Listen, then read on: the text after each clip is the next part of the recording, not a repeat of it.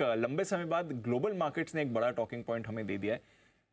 Fed chairman साहब तो पहले ही कह रहे थे कि महंगाई गिरने दो, मैं और भी फैक्टर्स पर फोकस करूंगा, बट महंगाई और गिरी है सर। 2021 के बाद के लोएस्ट लेवल पर आपको आती वैसे दीप देखा जाए तो वैसे हमारे बाजार के लिए आज जब बड़ा ट्रिगर वैसे टीसीएस के रिजल्ट्स का है, बट आई लाइक इट कि आपने अमेरिका से शुरुआत की, क्योंकि वजह अमेरिका वालों को कुछ बात करने के लिए ज़्यादा वहाँ मिल नहीं रहा। आज बड़े दिनों बाद अमेरिका में कुछ ऐसी चीज़ें हुई हैं जिन पर चर्चा की जा सकती है। तो कल बड़ा इंटरेस्टिंग एक्शन दिखा।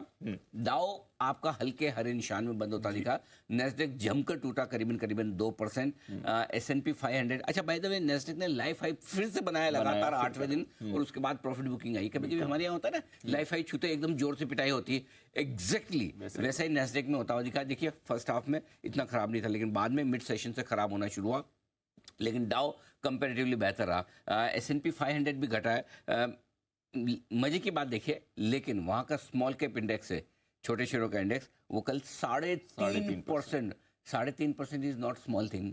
3.5% स्मॉल कैप इंडेक्स बढ़ना या कोई भी इंडेक्स बढ़ना बहुत बड़ी बात होगी। तो कल अमेरिका में ब्रॉडर मार्केट में इतनी भरपूर भर के तेजी है, हे भगवान, मुझे लगता है कि सारे वहां पे भी ऐसा तो नहीं, सारे मिड कैप स्मॉल कैप शेयरों में लाओ मची है एकदम, है ना? एकदम से मतलब अच्छा, इससे पहले अंडर परफॉर्म कर रहे थे। अच्छा, अब आप सोचोगे ऐसा क्यों? तो इसका विश्लेषण करते हैं कि ऐसा क्यों अमेरिका में हुआ, और वो हमारे काम का भी है। इसलिए खाली अमेरिका, कोई हमारे दर्शक अमेरिका वाले तो है नहीं जो देख रहे हैं, हम हमारे दर्शकों के लिए काम का विश्लेषण इसलिए कर रहे हैं। पहली चीज, कल महंगाई का आंकड़ा है 3% अमेरिका में, और ये 3 साल के सबसे निचले स्तरों पर पहुंचा है। मतलब क्या है? मतलब ये कि अब 82% लोग ये मानकर चल रहे हैं कि सितंबर की जो पॉलिसी है उसमें ब्याज दर में कटौती आ जाएगी शुरू।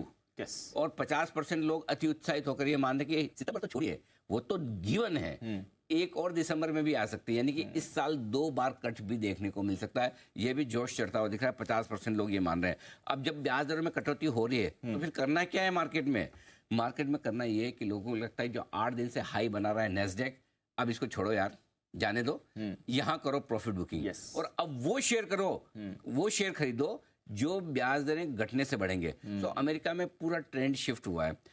जो ब्याज दरों से घटने वाले शेयर हैं, रेट सेंसिटिव शेयर जिनको बोलते हैं हम, क्या हो सकता है जिसको, ऑटो, बैंक्स, रियल एस्टेट, इस टाइप के जो शेयर होते हैं जिनको ब्याज दरें, या मैन्युफैक्चरिंग वाले भी शेयर जिनको ब्याज दरें घटने से तुरंत फायदा होता है, कंजम्पशन वाले शेयर, अब वो शेयर चलने लगे हैं। और यही वजह कि कल IT, अगर आप ढूंढने भी जाओगे तो ढूंढ नहीं पाओगे कि नेस्डेक क्यों गिरा कल 2%। कोई ऐसा ट्रिगर नहीं था, कोई ऐसा ट्रिगर नहीं है जी, लेकिन गिरा इसी वजह से। तो मेरे ख्याल से इकोनॉमी से जुड़े हुए स्टॉक, ब्याज दरों से जुड़े हुए स्टॉक, ये खरीदे जा रहे हैं अमेरिका में। ये एक बड़ा बदलाव होता दिखा। सो अब गोइंग फॉरवर्ड एक इंटरेस्टिंग चीज हो सकती है। डाउ अब मजबूत होना शुरू हो सकता है। जो कल परसों जो डाउ ने बड़ा ब्रेकआउट दिया, कल उसको होल्ड किया, ये अब तेजी की तरफ बढ़ता हुआ दिखेगा। और हो सकता है नेस्डेक थोड़ा सा ठंडा रहे, वो संभावना बन सकती है, विच इज फाइन।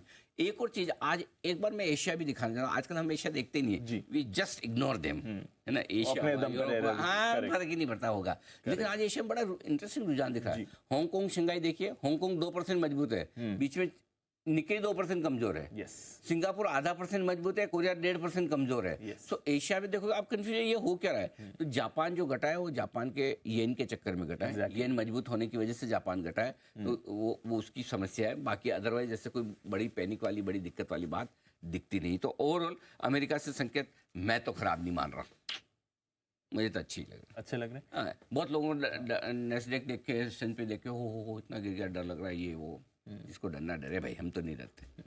क्योंकि साल की शुरुआत से जब उम्मीद थी बाजार की 6 रेट कट होंगे, उससे आप 1 रेट कट पर एक तो कर दो यार, अभी 1 तो कर दो, एक तो कर दो, 6 5। अच्छा, इस बीच हमारे गवर्नर साहब ने कल बोला कि मैं तो नहीं करूंगा। अब देखो मजे की बात, देखो उनका टारगेट 2% है इन्फ्लेशन का, 3 पे आए तो भी वो तैयार है।